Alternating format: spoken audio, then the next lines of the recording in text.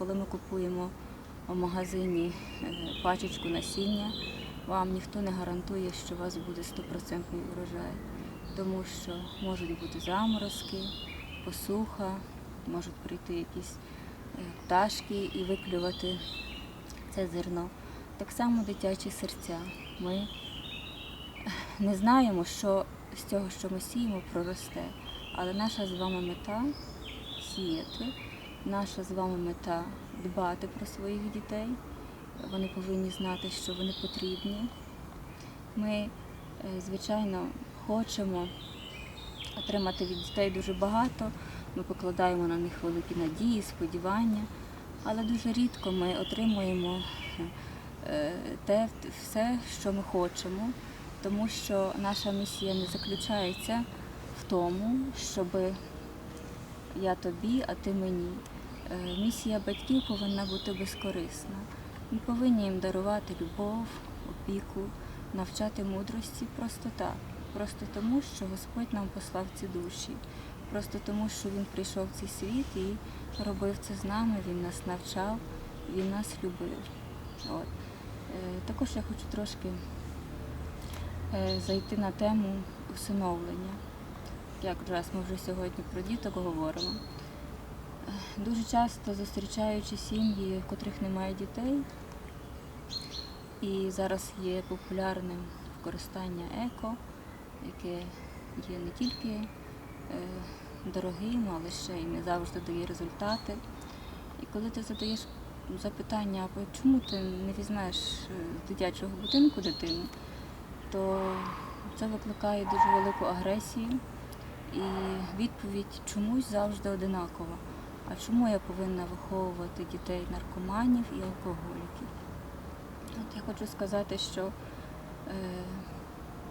хто може гарантувати батькам, у котрих свої діти, що вони не виростуть наркоманами і алкоголіками? Як показує досвід, в основному в хороших сім'ях бувають такі, я би сказала, трагедії, і в побожних сім'ях також таки трапляється з дітьми.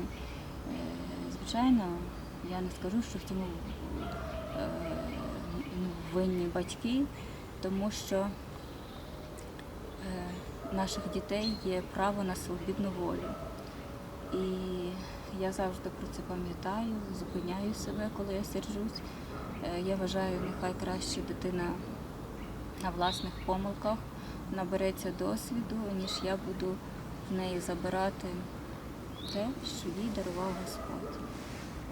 А коли, наприклад, я починаю говорити, що ми плануємо і маємо велике бажання взяти сирітку, то також відповідь, а вам куди? Тому що в нас своїх троє, куди? А я вважаю, що дітей не може бути надто багато чи надто мало. Лишня тарілка їжі, гарячі обійми, любов, я думаю, вона є, якщо в серці горить вогонь до Бога. Також важливо, щоб батьки наповняли серця своїх дітей любов'ю. Коли ми приймаємо сирітку, ми не повинні це робити з якоюсь користю, тому що ніхто не гарантує, що з ваших дітей, з прийомних дітей виросте хороше щось чи погане. Я думаю, що це все в наших руках якось частково, а найбільша доля – це сам вибір цієї дитини. Кожен з нас має право на помилку, ми всі помиляємось. Ми не стали ідеальними, досконалими з народження, ми прямуємо цим шляхом. Я також далеко не досконала людина, і незважаючи на те, що вже багато років і я спілкуюся з Господом, Він приходить до мене у снах, я багато записую його звернень до людства. Я також не зразу перемінилася. Крок за кроком. Сходинки до неба не бувають легкими. Бога немає нічого легкого, але Він нам і не обіцяв легкого в цьому житті. І, наприклад, я не отримую абсолютно нічого з того, що я хотіла би отримати від своїх дітей. Але я їх люблю такими, якими вони є. І не тому, що вони мої. Я вважаю, що чужих дітей не буває, вони всі рідні. І не знаю, чи ви мене зрозумієте, але я не бачу різниці між своїми дітьми рідними, котрих я виносила, і між дитиною, котра буде абсолютно чужою. Також трошки розповім з мого минулого життя. В мене був досвід виховання дівчинки з дитячого будинку. Я завжди це говорю людям як аргумент, котрі говорять, що діти з дитячих будинків погані, жорстокі і багато вони перераховують такого, що навіть не хочеться згадувати. Так зараз, коли я мама своїх дітей, я вам можу сказати, що ця дитина відчувала мене набагато краще, ніж мої діти. Причина, я думаю, що в неї був брак любові, а в мене було її багато.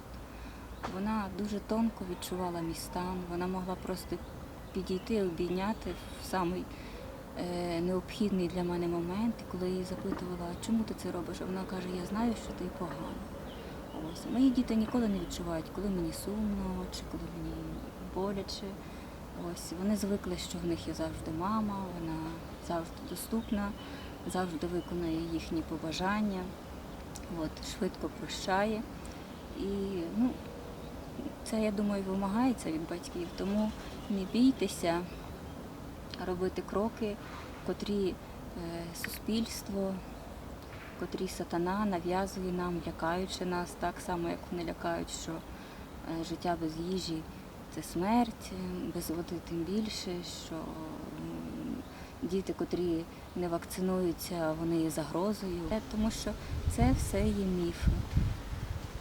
Господь сказав, що якщо ви приймете одного з цих найменших, маючи на увазі дітей, ви мене приймаєте. Якби кожен з нас взяв сирітку, облюбив її не словами Біблії, які в основному бувають пустослівними, а ділами доводив Господу, що ми його наслідуємо, то цей світ став би добрішим. Я завжди давно думаю, як змінити цей світ на краще. Якби з лиця землі зникли сирітки, коли б кожен не стояв осторонь, коли б ми старалися всі одним цілим робити цей світ кращим, то, я думаю, зменшилось би число насилля, злоби. І тепер я перейду на піст свій по самопочуттю, про свій стан. Стан з кожним днем все важчий, особливо тому, що прийшла спека. І гуляти чи вийти на прогулянку в день практично неможливо. Сили також з кожним днем покидають. Але по даним медичним, пульс у мене 60-70, що є нормою. Артеріальний тиск понижений, але він у мене завжди понижений, також не критично він низький. Задишка завжди, важко підніматися, серце, тахікардія також присутня, вискакує з грудей. Також з'явилися в мене висипання, що є, так як я медик, свідченням того, що очищуються внутрішні органи. Це є чудово. Також я, мабуть, ні разу не розповідала, що з перших днів свого посту дуже сильно вкладається язик, надзвичайно сильно. І я його, звичайно, щищаю, але поки що прогресу немає, значить тіло ще недостатньо очистилось від нашої корисної їжі, яка в магазинах, правильно. Але тихенько, я думаю, справи будуть покращуватись. Також з'являються болі в шлунку, не завжди, але турбує. Наприклад, вчора в мене був, я б сказала, криз, тому що було у нас близько або і більше 30 градусів. Я робила невеличкі прогулянки, і мені здавалося, що я буду залишати піст. Була надзвичайно сильна ломота, такий стан, що живцем здирають шкіру. Я і до чоловіка підходила, говорила, що все більше не витримаю, але пізніше я просто почала розмовляти з Господом і просити Його сили. І на ранок все відпустило, я стала, можна навіть сказати, бадьора, все пройшло. Я думаю, що Господь мені допоміг. Ось, мабуть, ще один зламався якийсь замок всередині. Це і добре. Тепер на рахунок міфів також про пости. За піст, сьогодні 9-й день, в мене не стали слоїтися ногті, вони в мене не ламаються, міцні, в мене не випадає волосся. Я думаю, що під час вагітності я більше проблем мала. Вага, звичайно, вона йде. Піст наш спрямований не на покращення, не на втрату ваги. Я думаю, що є багато методів менше їсти, більше рухатись, і вага і так піде геть. Також я трошки хвилювалася за шкіру, але я не можу назвати її обезвоженою. Я також думала, що в мене вона буде трошки підвисати, так як я ще не прийшла в норму після пологів, але дивом шкіра вся натягнута. Я просто худну, і так, наче б я така була завжди.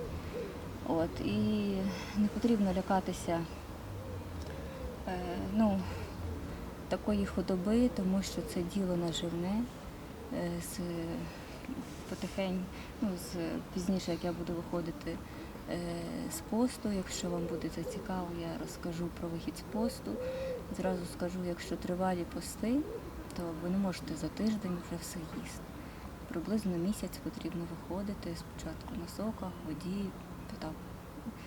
фрукти і про такі речі. Тільки це має бути природня їжа, природня це навіть не каші, а це просто овочі і фрукти. Щоб це очищення, щоб тіло, котре починає працювати в тандемі з духом, вас знову не взяло верх. Це важливо. Також хочу сказати, що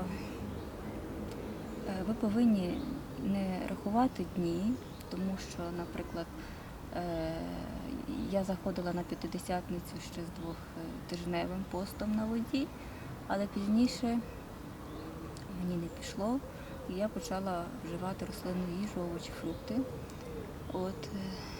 І дозріла я до П'ятидесятниці тільки, бачите, у мене сьогодні 9-й день, і 6 днів було підготовки. Я відраховую 50 днів вперед. Тобто, якщо в моєї сім'ї П'ятидесятниця завершується через тиждень, в неділю, і у всіх, то в мене вона закінчиться аж у липні.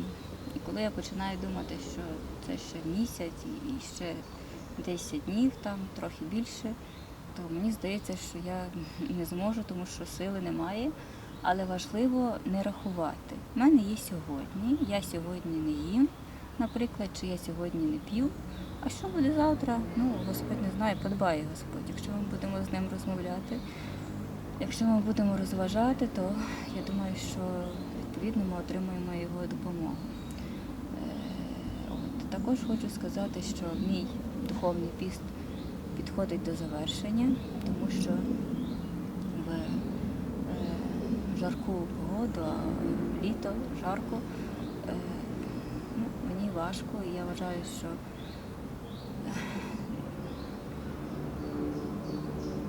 з моїм попереднім досвідом 36 годин, така кількість днів, це вже є багато. Я планую завтра, останній день, відпостити на духовному пості і вже в середу ввести трошки води. Також хочу сказати, що ви з своїми сім'ями маєте бути одним цілим. І ще дуже важливо, ніколи не розповідайте нікому, що ви постите. Ну, наприклад, якщо зараз мене бачать знайомі, то вони говорять, що трапилося. Ну, завжди можна сказати, що діти, зубки ріжуться, безсонна ніч, ну, та що завгодно, тільки не говоріть, що ви не їсте і не п'єте. Ну, найперше Господь сказав, що ви не повинні вигляду подавати, що ви на пості. Правильно? Ніхто не повинен знати. От. І по-друге, а навіщо розповідати? Це є ваша інтимна така свого роду зустріч з Господом, яку ви повинні продовжувати. От скільки днів ви постите, стільки у вас зустріч з Господом. Ось це є важливо. І ще я хочу сказати, що коли ви починаєте заходити, відмовлятися від якоїсь їжі чи постити, то в основному люди цього не розуміють. І також порада зі свого досвіду багаторічного. До вас відносяться рівно так, наскільки ви це дозволяєте. Якщо ви будете міцними, як скеля, там, можливо, буде в вашу сторону закинута якась насмішка чи порада, але хіба вам є діло до чужої поради, якщо вона може вас звести з дороги Господньої? Правильно? Ми більше повинні думати, як потрапити до неба, а не як догодити матері, батькові, родичеві, знайомому, другові, на роботі комусь. Я думаю, що це все не суттєво. От тому ніколи не звертайте на такі речі уваги. Я, наприклад, завжди знаходжу в гостях, що з'їсти. Я думаю, що завжди можна знайти якусь страву, яку ви будете вживати, а якщо вже у вас піст, тобто коли ви тільки водичку п'єте, то я в такі моменти взагалі не відвідую ніякі заходи, стараюсь бути більше на самоті. Також під час посту мені дуже бракує тиші. З моїми дітьми важко, тому що тиша може мені тільки, мабуть, снитися, і її немає. От. Тому також, якщо люди, які агресивно налаштовані і далі стараються вас переконати і не зупиняються, тоді я в таких випадках, наприклад, просто вставала, як сказав Господь, струсіть свої ноги і ніколи більше не відвідуйте ці місця, тому що краще відсікти те, що вас тягне назад, або краще безрукому, безногому, це мається на увазі рідні, близькі, потрапити в Царство Небесне, ніж повноцінним, але горіти в пеклі. Такі речі ви повинні пам'ятати.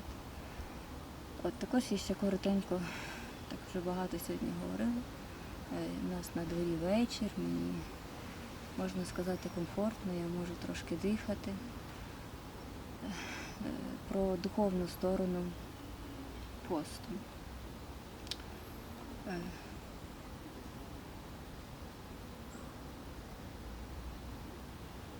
Під час посту, коли ви читаєте Біблію, відкриваються рядки або розуміння того, що раніше було закрито. Ось. І також у вас витирається грань між невидимим світом. Тобто він стає тонким. Наприклад, мені в снах тільки недавно почали приходити хворі дітки, котрі називають імена. Я не можу поки що зрозуміти і до кінця, чи це реальні діти, чи це душі. Але я молюсь, тому що ці діти в моїй голові. Я хочу побажати вам сміливості. Все починається з маленького кроку. Ми народжуємося також безсилими немовлятами, але потихеньку, з опікою батьків, крок за кроком ми піднімаємось на ноги і починаємо робити перші кроки в доросле життя. Так само і на Божій ниві. Від вас Господь не вимагає зразу величезного прогресу, але Він говорить, що ми повинні бути досконалими, як Отець наш досконалим. Ми повинні жити свято, ми повинні робити милосердя. Милосердя – це не фарисейська пожертва, а от тих 2 вдовині лепти, коли ми віддаємо останнє, що в нас є, ділимося. Тому починайте свої кроки на Божій ниві, тому що без посту неможливо здолати корінь гріха. Неможливо. Я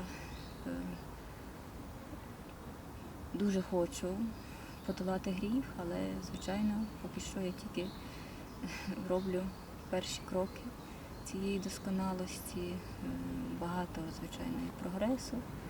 І дуже важливо пам'ятати, що гріх – це є переступ, це є та лінія, котру колись Господь провів перед Марією Магдалиною, і Він сказав, хто з вас без гріха, нехай перший кине у вас камінь. Мене ж Господь навчав, що ось ця лінія, котру ти бачиш, це є переступ. І переступити закон можна лише раз. А далі немає значення нічого. Тобто, якщо ви хоч вчинили один гріх з 10, ви є переступником. І спочатку, коли я ще відвідувала церкву, дуже часто священники говорили, так, це є легкий гріх, це навіть можете не називати пані, це не рахується. Де вони взяли це мірило легкості чи важкості? Господь мені говорив, що між вбивством, брехнею, перелюбом немає абсолютно ніякої різниці. Ось, наприклад, коли моя дочка, вона боїться надзвичайно павуків, і вона, як бачить, говорить, заберіть його, дайте мені щось, я його вб'ю. Я говорю, Господь сказав, не вбивай. Вона говорить, Господь не говорив, що не вбивати, що не можна вбивати павуків. Я говорю, Господь не говорив, що не можна вбивати людей чи тварин. Він сказав, просто не вбивай. Ти хочеш його вбити тільки тому, що ти його боїшся, або він тобі не подобається. Він не завдає тобі ніякої шкоди і не загрожує твоєму життю. Ось, не знаю, наскільки твердо такі слова закарбовуються в дитячих серцях, але я не дозволяю топтати на вулиці комах дітям чи ображати тварин, тому що все починається з маленького ростка. І ми надто великої думки про себе, якщо ми вважаємо, що наше життя більше життя рослини, тварини чи те, що оточує Господь, це все створив з любові. А якщо це створено з любові, ми повинні це поважати. Ось тому не плекайте фальшивими, не живіть фальшивими ілюзіями, що я безгрішний, тому що я не вкрав, не вбив чи не вчинив там перелюбу. Щоб ви, наприклад, знали, градація гріхів йде зверху. І перший гріх є куди більший за невбив. Не святкування суботи, намарне взивання імені Господа Бога є куди більшим переступом, ніж те все, що йде внизу. Тому Господь як говорив своїм апостолам, коли вони до нього підходили, а чому ми не можемо цей рід вигнати? Він сказав, що тільки постом і молитвою виганяється цей рід. Він не сказав, що перестаньте грішити або тільки моліться. Тобто піст – це є фундамент вашої святості, а молитва – це є ваші стосунки з Господом, це є розмова з Ним. Без спілкування з Господом, тому що ми зцілюємо, наприклад, так, ми благословляємо, ми, якщо є сила в когось така, виганяємо бісів тільки його ім'ям.